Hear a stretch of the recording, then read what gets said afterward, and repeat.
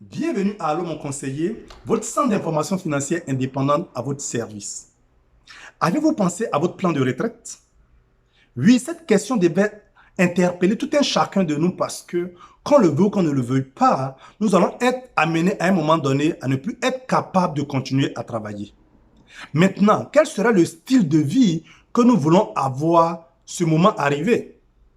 Il y a aujourd'hui des véhicules d'investissement qui offrent des avantages fiscaux qui sont à nos dispositions. On parle du REER, du CELI. Mais est-ce les seuls véhicules à notre disposition? Si vous voulez avoir la réponse à cette question, restez avec nous afin qu'on puisse découvrir d'autres alternatives.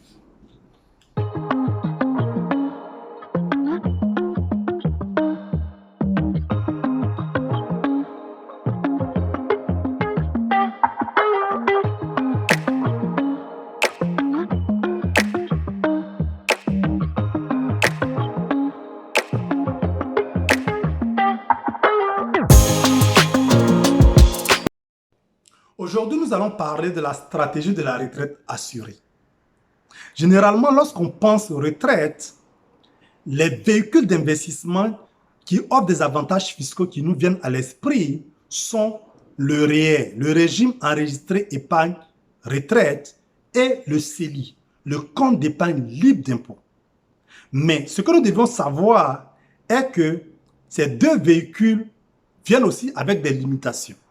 En fait, il y a un plafond de cotisation que nous ne pouvons pas dépasser, auquel cas nous allons devoir payer des pénalités. Maintenant, la question qu'on pourrait se poser, c'est de savoir qu'est-ce que je peux faire lorsque j'aurai atteint mon plafond de cotisation et j'ai encore de l'argent à épargner. Si vous optez pour les produits non enregistrés, sachez que vous allez devoir payer plein d'impôts pour cela. Et c'est à cela que l'assurance vie universelle pourrait être pour vous la meilleure alternative. Mais c'est quoi l'assurance vie universelle? Généralement, les assurances sont mises en place pour payer des capitals décès. Ça veut dire quoi? Vous souscrivez pour une police d'assurance ou payez une prime donnée de sorte à ce que si l'assuré décède, un capital décès est versé aux bénéficiaires. Mais dans le cas de l'assurance vie universelle, plutôt que de payer la prime pour couvrir uniquement un capital décès, vous allez payer un montant additionnel qui va être utilisé pour être investi. Donc, on peut prendre un exemple, soit le montant, la prime qu'il faut payer pour le capital décès s'élève à 60 $. Plutôt que de payer 60 $, vous allez payer 100 $ dans la police d'assurance vie universelle. Donc, 60 $ va être utilisé pour l'assurance et 40 $ va être utilisé pour l'investissement. Donc, toutefois que vous allez payer la prime de 100 $, les 40 $ vont en fait toujours continuer à se capitaliser, va s'additionner aux montants qui ont été payés auparavant et cela va s'additionner. Et il y a aussi un taux de rendement qui va s'appliquer, donc votre argent va se capitaliser dans le temps, au point que au moment où vous allez arriver à la retraite, vous allez avoir un fonds, un montant d'argent dans votre police d'assurance, ce qu'on appelle la valeur de rachat. C'est-à-dire ce montant d'argent, vous pouvez le racheter, vous pouvez le récupérer. Mais si vous partez récupérer ce montant d'argent dans la police d'assurance de votre vivant, vous allez devoir payer de l'impôt. Maintenant, comment faire pour ne pas devoir payer de l'impôt? Parce que c'est ça l'esprit qui était derrière le plan. Et c'est à cela que la stratégie de la retraite assurée rentre en ligne de compte. Donc, ce que vous pouvez faire, c'est de prendre votre police d'assurance avec le fonds, la valeur de rachat là-dedans, et de vous rendre auprès de votre banque ou d'une institution prêteuse quelconque. Et vous allez en fait demander un emprunt auprès de votre banque et mettre en garantie votre police d'assurance. Donc, aussi longtemps que l'emprunt que vous allez obtenir est inférieur ou égal à la valeur de rachat, l'institution prêteuse ne prend aucun aucun risque. Parce que à un moment donné, vous allez décéder et elle va accéder à ce montant d'argent-là.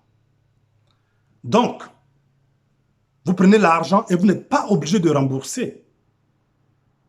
Donc, vous pouvez faire tout ce que vous voulez de cet argent. Si vous voulez, vous pouvez faire le tour du monde avec, investir dans des œuvres de charité, faire ce que vous voulez de cet argent et ne pas le rembourser. Maintenant, le jour où vous allez décéder, c'est ce moment-là, la compagnie d'assurance va rembourser l'argent de l'institution prêteuse. Et la différence qui va rester va aller à vos bénéficiaires. Donc, vous avez pu bénéficier de ce montant d'argent qui était dans votre police d'assurance sans toutefois le toucher, mais en passant par un emprunt auprès de votre institution financière.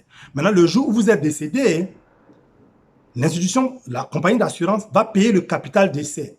Mais en payant premièrement, la banque comme étant bénéficiaire du montant qu'elle vous a prêté et vos bénéficiaires vont prendre le reste. Donc, c'est cette stratégie qui est à votre portée que vous pouvez aisément l'utiliser comme une alternative pour prendre une retraite sans payer trop d'impôts. C'est vrai qu'au travers de cette capsule, on ne peut pas aller au travers de toutes les questions que vous pouvez avoir. Si vous voulez en savoir davantage, sentez-vous à l'aise de rentrer en contact avec nous en nous envoyant un message à notre courriel sifkan@gmail.com et nous nous ferons le plaisir de vous de prendre un rendez-vous avec vous pour en discuter davantage. J'espère que vous avez appris quelque chose au travers de ce que je viens de partager avec vous. Si cela vous a fait du bien, faites-nous un retour par un j'aime et aussi partagez l'information autour de vous. Vous pouvez aussi vous abonner à notre chaîne de sorte à ce que vous ne manquez pas nos prochaines diffusions. Ça a vraiment été un plaisir pour moi de partager ce petit moment avec vous et on se donne rendez-vous à notre prochaine diffusion. OK? Bye bye.